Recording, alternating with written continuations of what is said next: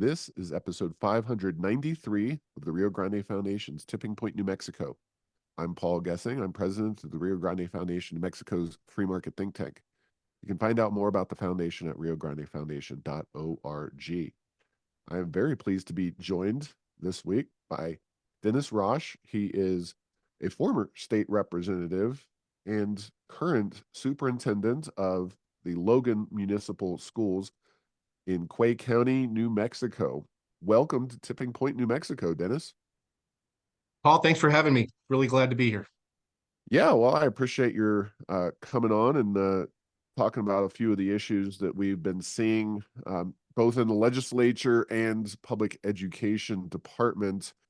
But before we get into all the nitty gritty, let's talk a little bit about yourself and who you are. I mentioned you're a former state rep. How many sessions were you in the legislature for? Wow, I don't know that I have an exact count because we had a number of special sessions while I was there as well. But I was there 10 years. I was Okay. first elected in 2008, and then was reelected 4 times, and then retired from the legislature December 2018. So a good 10 years, lots of regular sessions, and then a handful of special sessions as well. Yeah, and back in those days, a lot of budgetary constraints. You were, of course, there during the Martinez administration, which was a much more constrained budgetary picture than where we are right now. So maybe you should get back in there and go spend some money up in Santa Fe. Well, I actually think that being closer to home is actually more advantageous than going to Santa Fe. They say all politics is local, and that especially true when you have 4 kids in your house. So my kids want me at home as a dad, and that's why I'm where I'm at. Totally understand. Totally understand. All right. Well, I wanted to talk to you, and I appreciate your taking time out of your busy schedule there at the Logan schools to talk about two big issues that have been percolating here in New Mexico. One has gotten a little more attention than the other, but the issue of the 4-day versus 5-day school week and how that has been really pushed back and forth by the governor as well as the legislature, the PED, et cetera.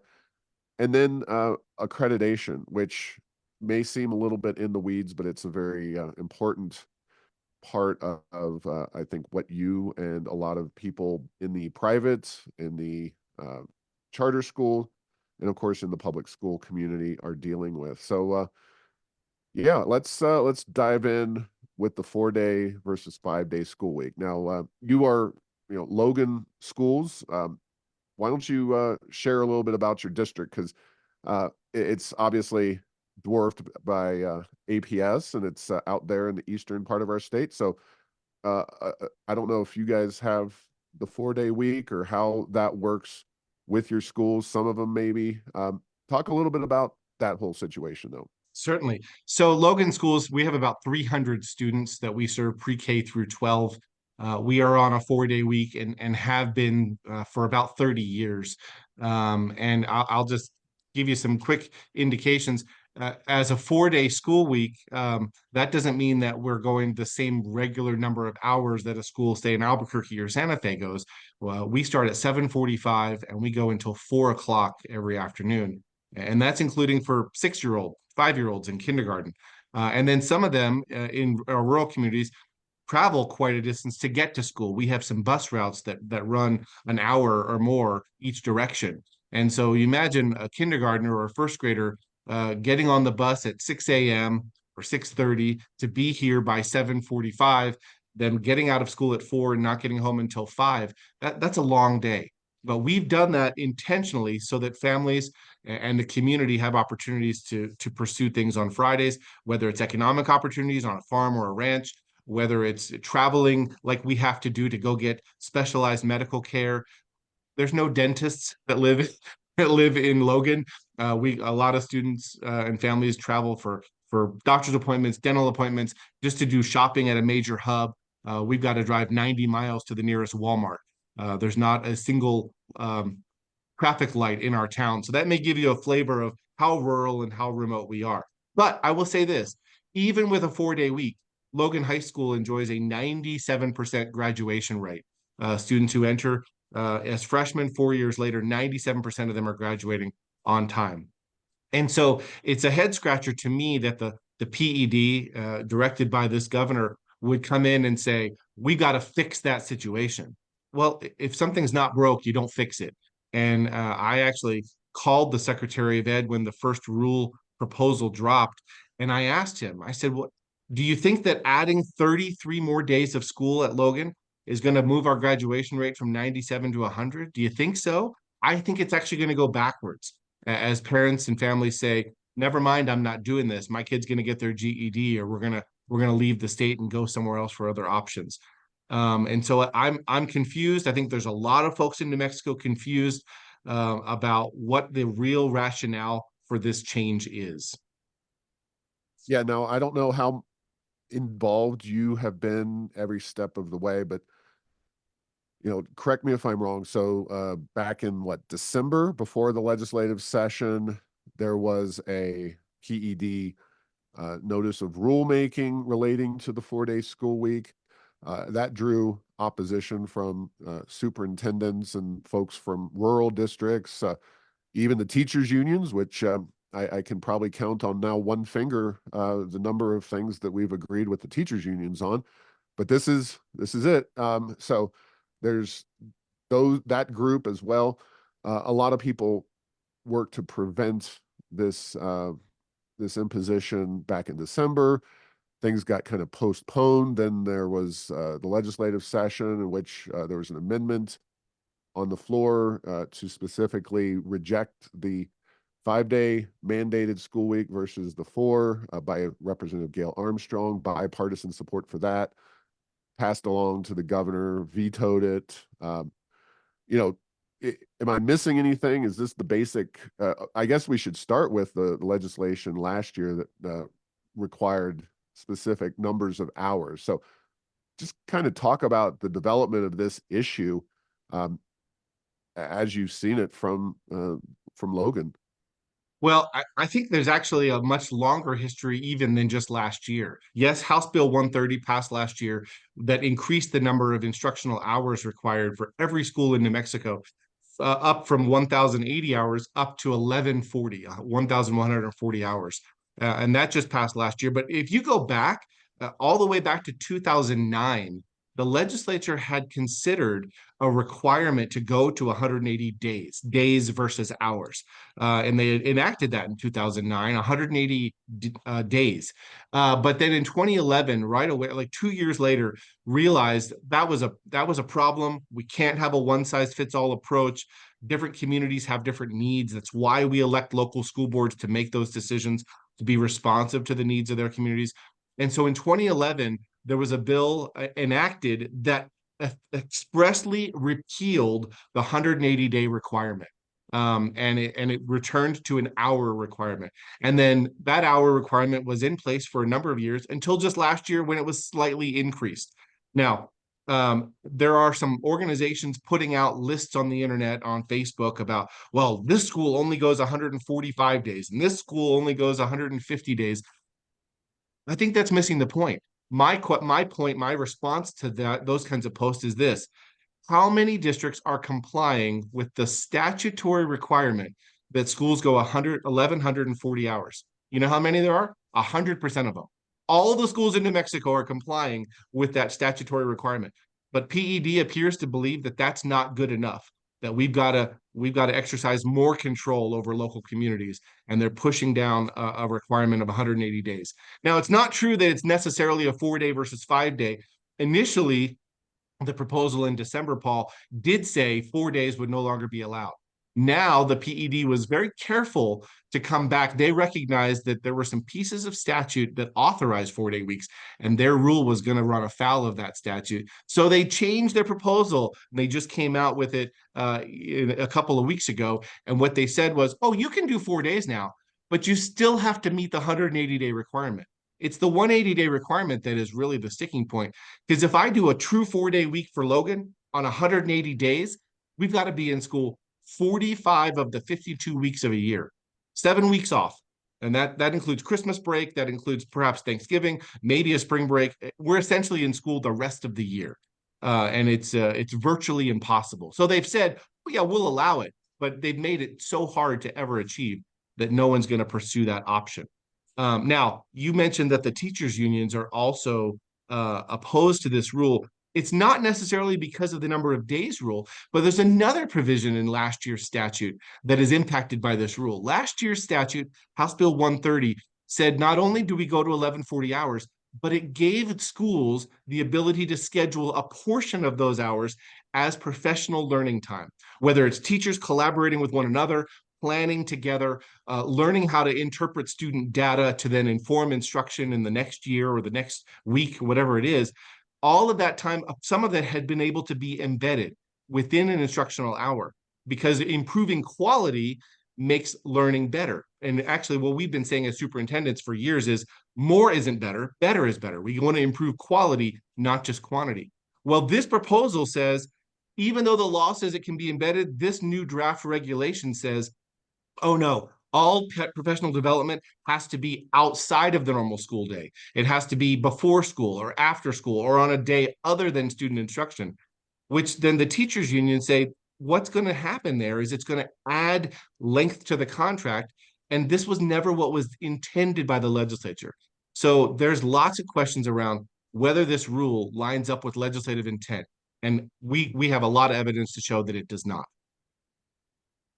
Wow. Yeah, it's definitely a trend that we've seen from the very start with this governor, that she does what she wants to do and is not going to be constrained by the legislature or any other opposition. So, um, let's get into a little more about this before we talk about where things are kind of going with this from here. So, last session, the 2023 session, was the hours requirement, specifically upping the hours requirement. Then we had PED rulemaking. Then we have the legislative session and Gail Armstrong, Representative Armstrong, introducing an amendment that was supported on a bipartisan basis to prevent the PED from adopting the 5-day school week mandate. Then we had the governor veto that and issue her recommendations. So that's that's where you have been. But I guess first and foremost, you said 30 years of 4-day school weeks. Have you ever had another governor? You've had Republicans, Susana Martinez, you've had Richardson, you've had other governors. Have any of them called into question the 4-day week? No, and in fact, if you look at the results of the 4-day school weeks, they typically are outperforming the 5-day weeks, and that's not necessarily because of 4-day, but it's because we serve a different kind of student mix. And so when our communities are based in a more agrarian economy, the families have different needs, the communities have different needs, and local boards are making the decision to meet the needs of their constituents they were elected to represent.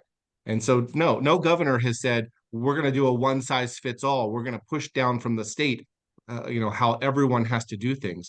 And it's unfortunate that this is where we are. And this fight will continue because we're not going to give up that local autonomy very easily. Right. So what exactly are the requirements? Because the governor has set up some very stringent, to the point of unfair, requirements when it comes to kind of complying with the school week length. Talk about those requirements, because as you mentioned, your district and a lot of others with the 4-day week are very high performing school districts, but I would think it's going to be such a very challenging hurdle to overcome that a lot of, if not all of them, will abandon the 4-day week. Right. So there are some and again, this is PED sort of trying to dance a little bit to make sure that they don't they don't get their whole rule thrown out in court. And what they've said is, oh well, we'll still allow 4-day weeks. Of course, it's impossible to achieve that over the course of a whole year, it seems like. But then they also said, oh, and we'll provide an exemption for schools that can prove high performance or growth. And so their exemptions mean you have to have 80% proficiency or better. And then if you have less than that, then you have to show significant growth year over year in order to keep qualifying for the exemption. And so we did some quick numbers. And what's fascinating is if you look at all of the 4-day weeks in New Mexico, a legislative staffer just did some calculations and they shared with me, said if all the 4-day weeks go to 80% proficiency, if we all were to achieve 80% reading proficiency and qualify for the exemption, the statewide average in reading proficiency moves from 38 to 40. All of this work, all of this burden, all of this seizing of local control and emasculating the local school boards, all of that for potential 2-point growth in the state. And the reason for this is obviously that the 4-day weeks only make up about 6% of student enrollment statewide. And so it's not going to move the needle. And what's really a little bit frustrating is that my school district that operates on a 147-day school day calendar will have to add 33 days. And those schools that are already at 180, because they've chosen for their community to be 5-day weeks, they won't have to add any single days or time, but their performance doesn't measure where we're performing. Our Logan High School reading proficiency last year was 71%. And so okay, if you look at the state average, which is about 38%, we're about double that. But yet we're the ones that are going to have to take on the additional burden and add more time and add more days and inconvenience families and change the local economy, all because of a governor's whim, is what it appears. Yeah, and let's talk about that because I'm going to say this so you don't have to. I'm going to say that Lujan Grisham has, for whatever reason, decided that she does not represent or does not care about the wishes of people in rural New Mexico. And I get it. The population of our country and our state are urbanizing. We're obviously not a very fast growing state relative to other places, but to the extent that you've got a population growth, it's going to be in the urban areas, not the rural areas these days. So, and that there's a variety of reasons for that, but why? I know it's hard to get into somebody else's head, especially this governor. I promise you, I have tried myself and tried to figure out what her thought processes are. But do you have any idea why she is so hell-bent on this specific idea? Well, I've tried to think about that. I've tried to be real open-minded and say, what could be the rationale? What could be the impetus behind this change? And all I can come up with is this. The state right now is under a court ruling in the Martinez-Yazi cases. Those were some cases a couple years ago that essentially claimed that the state wasn't providing a sufficient education for all subpopulations, meaning students that were of Hispanic descent, students in Native American descent, students that were English learners, and other at-risk categories. And so the state was found sort of guilty, if you will, of not providing a sufficient education. And in Judge Singleton's ruling, she indicated that you can judge the lack of inputs by the poor outputs meaning student achievement. And so the state has been really under the gun to make changes. The legislature has pointed up additional funding. They've tried to offer extended learning opportunities targeted to those at-risk populations. When a number of the rural schools and the 4-day schools, who, by the way, don't often serve that same level of challenging population, when those schools didn't take on voluntarily the additional money for the additional time, the governor was fairly upset about it. And there were legislative leaders upset about it as well. They said, we're offering these dollars. Part of it is they want the court off their back. They want the ruling to the blame shift to go to districts rather than to be on the state. And so when they didn't do that, the first Secretary of Education that this governor appointed, Karen Trujillo, she wound up being let go primarily for a lot of us in the superintendent's ranks. We believe it's because she couldn't convince a number of us to sign on for the additional time and the additional money that came with it. And that sort of made the state look bad in the court's eyes. And so I really feel like there's an opportunity to shift the burden to districts now. Well, if you're not going to take it when we volunteer, when we offer it as a volunteer program, then you're going to take it because we're going to mandate it. And then we're going to prove to the court that we made you improve. But the question is, it's not going to be improvement if it's not about improving quality. It's only about improving time. If a basketball team isn't doing good things in their practices and their game performance suffers, they don't just keep adding more days and more hours to their practice. They change what they're doing in their practices. They work on their free throws. They work on passing drills. They work on inbounds plays. And so what we have happen is the schools that have been doing well and putting points on the board are now being asked to just add more time just for the sake of time, when we really should be improving the quality of the schools who are serving the students really in the Martinez-Yazi kinds of cases. And when we improve that quality, it will move the needle much faster than an arbitrary requirement on the most rural and frontier schools in New Mexico.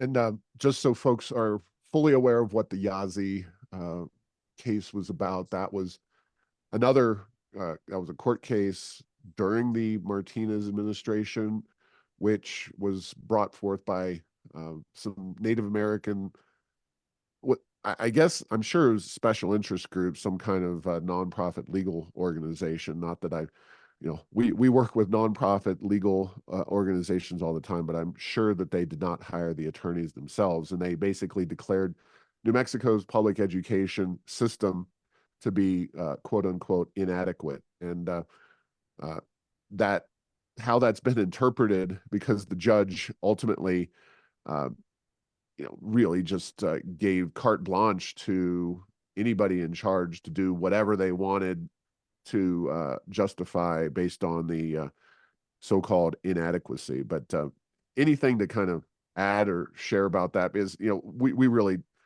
aren't fans of, I mean, I can give you 1,001 reasons why our education system is not adequate, but nothing really has to do with the money or the way that they've addressed Yazi Martinez. Well, I mean, there's lots of research. There's lots of federal data and that points to professional development and improving the quality of instructional delivery. That's going to be the biggest single indicator for student achievement going forward. It's not just more time in the seat. In fact, there was a recent report put out by NCTQ, which is the National Council on Teacher Quality, and they actually said in their report, more time dedicated to planning and professional development is associated with greater student achievement. So it's not just get those kids in the seats more often and have them spend more time there. It's improve how teachers work together, how they deliver instruction, and how they interpret student results to be able to make changes and adjust according to the student's needs. That's what we've been saying all along as superintendents, that more isn't better. Better is better. And we really have to start addressing quality concerns in the schools that have not been performing, rather than put on a very arbitrary requirement for all schools that's going to disproportionately hit those that have already been performing. I told you, Paul, early in the call, I've got 4 kids, and if one of them comes home with strep throat or an ear infection, I don't give antibiotics to all 4 kids. I get the medicine that's going to treat the one and get them better, and I'm going to let the other 3 thrive.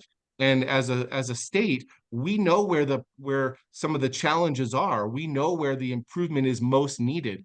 It's not in the area, not in the schools that are being targeted most heavily by this new 180-day rule. Yeah, no doubt.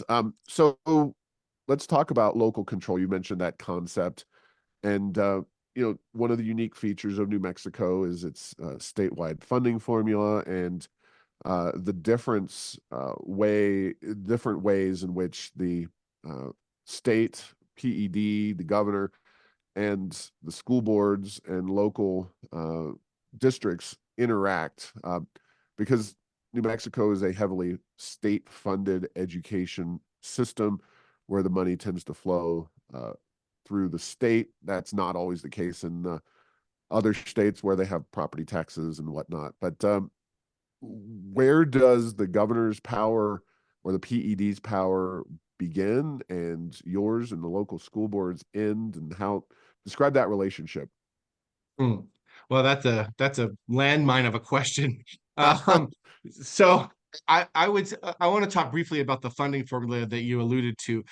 In some ways, I actually like New Mexico's funding formula. Not, and I wouldn't describe it necessarily as top down, but what it is it's an equalized formula, and it says that kids should be funded, their education should be funded, not based on their zip code. And so I know there are other states that sort of do this Robin Hood method of we're going to take taxes from rich districts and give them to poor. In New Mexico, we send all our taxes to the state, and then the state uses a formula that says we're going to fund kids based on where they live and what kind of attributes they have. And so the funding flows out. But where the difficulty comes in is that not every school district or even school site spends the money the same way. And so there are a number of schools and districts in New Mexico that have not necessarily prioritized the science of reading, which we know is turning the page for the youngest learners, the youngest readers, to acquire strong reading skills. And if districts lean into the science of reading, their kids are being better prepared. They're reading by the third grade. We're not seeing retention rates that are high like they have been, and we're seeing them able to get into deeper concept and more rigorous instruction in their later years. We're also seeing schools that are doing programs that are not necessarily leading students toward rigorous programs in college and career readiness. And so the money is available to every district in an equalized fashion, but every district has the ability to use those funds to really get the best results. And perhaps that's where the PED oversight should be, which is to say, PED, when they review district budgets that are submitted each spring, they need to be looking and saying, we see that you're funding, 18 social workers. Where are the math teachers? We see that you're funding a whole bunch of attendance coaches. Where are the teachers that are going to help students get ready for college and career, or we're going to improve reading proficiency? And so districts' budgets should be under scrutiny, but I don't think we need a one-size-fits-all sort of cookie-cutter calendar approach. That's not necessarily going to move the needle. So then you ask generally, what about authority of local boards?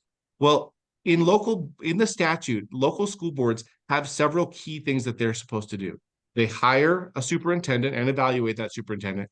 They design an instructional calendar to meet their local community's needs. They design and approve a budget, again, tailored to meet their community's needs, the needs of the students who come through the doors every day. And those three primary jobs of the local school board are now being infringed upon. The budgetary authority is being nitpicked to death by PED. The calendar decisions are being sort of removed under this new rule. And when we get into the accreditation piece, you're going to now see that even the hiring of a superintendent and the maintaining of local leadership is going to potentially be threatened, because PED is starting to get into that. Like, oh, if the results aren't what we want, we're going to tell you who you have to keep and who you have to get rid of.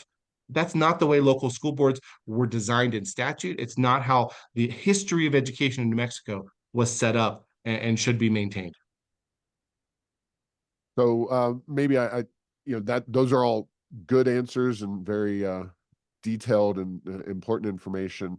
I guess what I'm really getting at though is, will there be litigation on this issue, and what that's kind of the soft way around that whole topic. But I understand there may be some litigation here resulting from these decisions. Well, here's your point. You had said earlier that that this governor has attempted to do some things, and she has, in a way, thumbed her nose at legislative intent, which we saw through the language in the budget this year. She certainly has gone against Superintendents Association. That hasn't always been her biggest fan. We've worked with her on some occasions. but now she's all even crossing the teachers unions who have been some of her biggest fans. And so it's weird to see. And so if she's not willing to listen to reason from practitioners, she's not willing to listen to feedback from the legislative branch, then it appears that our only possible solution to stop an executive overreach, what we view as an executive overreach, is to ask the court to review. And luckily, there are statutes in place that say if a rule issued by an executive department is in conflict with a statute, the statute wins. And right now, we have a statute that doesn't say days, it clearly says hours.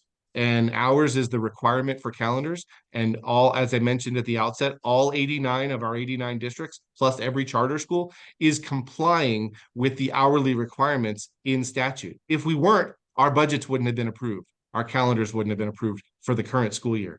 And so we're going to ask a court to exercise judicial review and help us sort out, is this rule in alignment with legislative intent? We don't believe it is. Got it. Okay.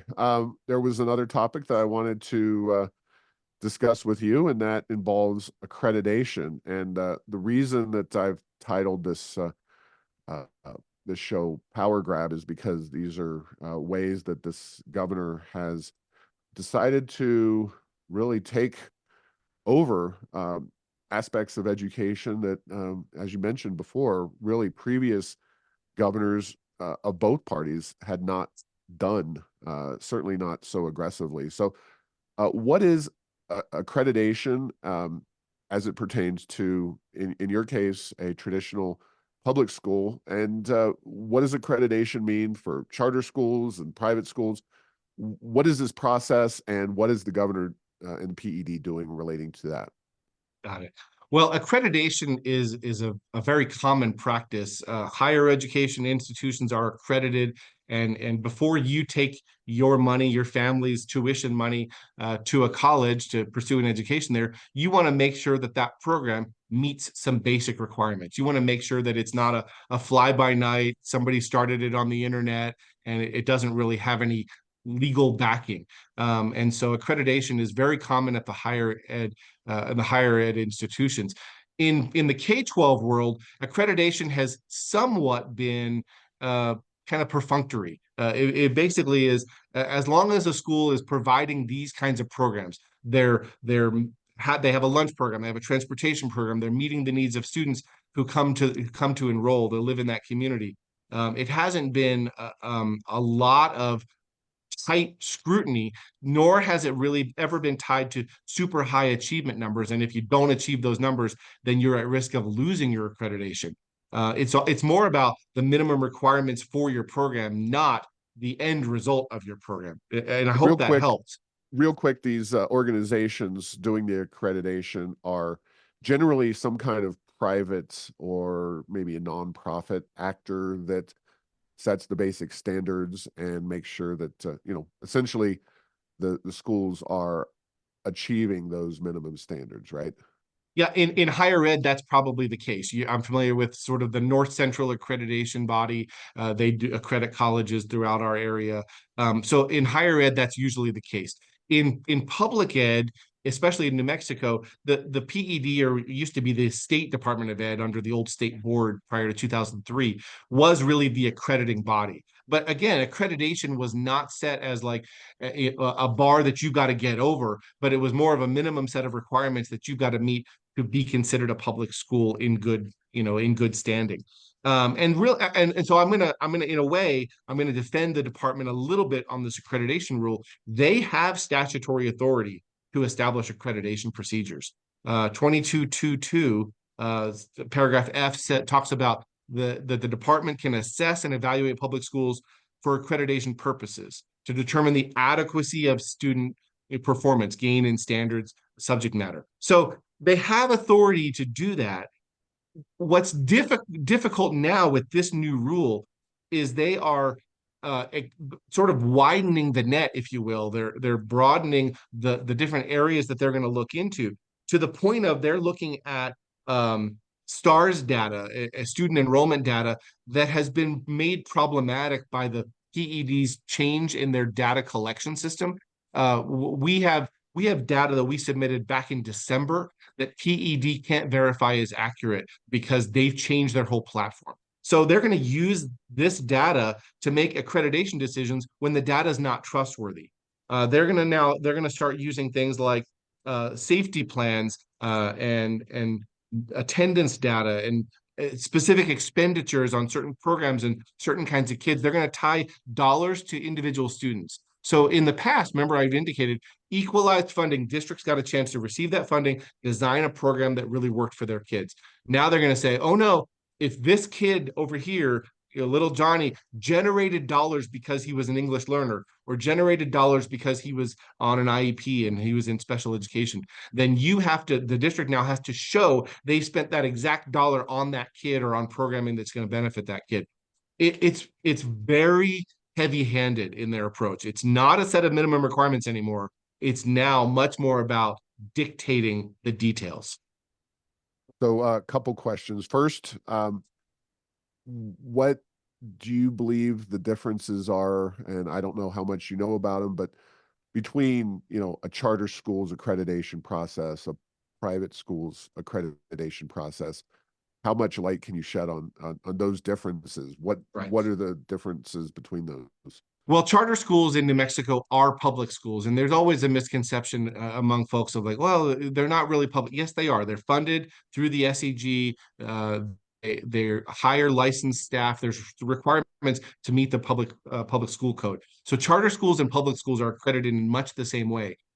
Except that I would say charters have one additional responsibility is that they have to meet their authorizers' expectations around student achievement and performance targets. The accreditation review should not be about measuring their student achievement growth to see if they're good enough. It should be about their operating the minimum requirements to be a school in good standing. Accreditation should be about minimum requirements. The authorizer's role in a charter school environment should be holding the school accountable for meeting the targets that they set up in their applications. Now, in a private school setting, that's an entirely different deal. There are private schools across New Mexico, whether they're parochial in nature or they're college ready, college prep, like an Albuquerque Academy or a Sandia Prep or Hope Christian School in Albuquerque. Those schools are not subject to accreditation by the state. And often private schools, especially if they are religious in nature, often have a private accrediting body that they go through so that their students get a diploma from an accredited school and can take that value with them when they go to college or to career. But this new rule did offer private schools the ability to accredit through the state. I don't know how many of them are going to take on that opportunity because if the state's going to be dictating results, who would want to come under that kind of scrutiny when they have an accrediting body that's really going to be more designed for the program that they have in place? So that's maybe that helps you to distinguish between the public, the charter public, and the private. Okay, it does. My other question is, why? What kind of impacts do you think that the PED and the governor are looking for from this move? And ultimately, I guess the bigger concern is the political one. Is this something that if, say, Floyd schools defy the governor on some policy like masking during a pandemic, is this the kind of tool that could be used to really come after districts in an unfair fashion, or is this something that you think is pretty, it's pretty harmless, I guess? No, I think at the outset, the way the statute reads, the accreditation process should have been harmless. But I think the way this new accreditation regulation has been enacted, it does have that risk of political targeting or singling out certain schools, certain districts for local decisions. And so I think what you're referring to specifically is the consequences for not meeting accreditation. And the consequences are listed under Section 12 of the regulation. And it basically says if your school doesn't do the things that the state says you have to do. Now, I'm not talking minimum requirements anymore. This new rule is now changed to be about outputs. And I've told you previous in this call that that I really believe that's driven by the state's desire to get out from under the Martinez-Yazi ruling and shift the burden of accountability from the state, who's being held responsible, to local districts and hold them responsible. And so this accreditation rule is very similar. They're trying to shift that burden to schools and saying, if you don't achieve the kinds of things we say are important, then you could stand to have your school district board of education suspended. You could stand to have your superintendent suspended, the principal of a school. You could have the school closed down, which would be a terrible disservice to local communities. And then one that has really scared a lot of rural communities is the ability of the school, of the district, I'm sorry, of the department, to bring action in district court to seek consolidation of school districts. Literally saying, oh, a school district doesn't do what we want or isn't putting the attention and the effort into the areas we say are important, we're going to shut that school district down and send the kids to the neighboring district. When you do that, you're not just hurting a district, you're actually hurting communities. The last school to be consolidated, the last school district to be consolidated in New Mexico was Encino. Encino was consolidated with Vaughn around 1982. And if you've driven through Encino, New Mexico today, you know that, oh, it's not just a thriving community that happens to be without a school. When the school shuts down, the town shuts down. It dried up and blew away. It's very much a ghost town today. And that's what could happen to our rural communities if the schools face a targeting and a consolidation because we're not meeting somebody's political agenda in Santa Fe. Well, I did not know all of that information, and yet somehow I mysteriously was able to entitle this show Power Grab. I know that's maybe there's some past track record of this governor there that I was basing that on. So I looks like I nailed that one. Anyway, well, unfortunately, Dennis, our time is short here. So any other information relating to these issues that you think we need to flesh out before I have to let you go? Well, the one thing that we haven't talked about, and it's really a shame, is that I think with this 180-day requirement, you're going to see schools not just chafe against the requirement, the mandate. You're going to see an effect on our teacher workforce. We've done a lot of work as a state, recruiting and retaining new teachers, recruiting them from other states, raising pay, making things more appealing here in New Mexico. All that work is about to go out the window. My rural school superintendent colleagues tell me we anticipate between 15 and 25% of our staff leaving if it has to go to a 180-day requirement. That means teachers who can retire will, teachers and support staff who maybe also have side hustles that they do other things on their weekends are going to say it's not worth it. And now across the state line in Texas, just 20 miles from me, we have schools over there starting to use a 4-day week model and point to our success as the reason for it. And so when that happens, we're going to have staff jump the line. They're going to leave the state, and all the work we've done, the good work we've done in filling teacher shortages is going to be undone by this short-sighted move. So I really fear for that.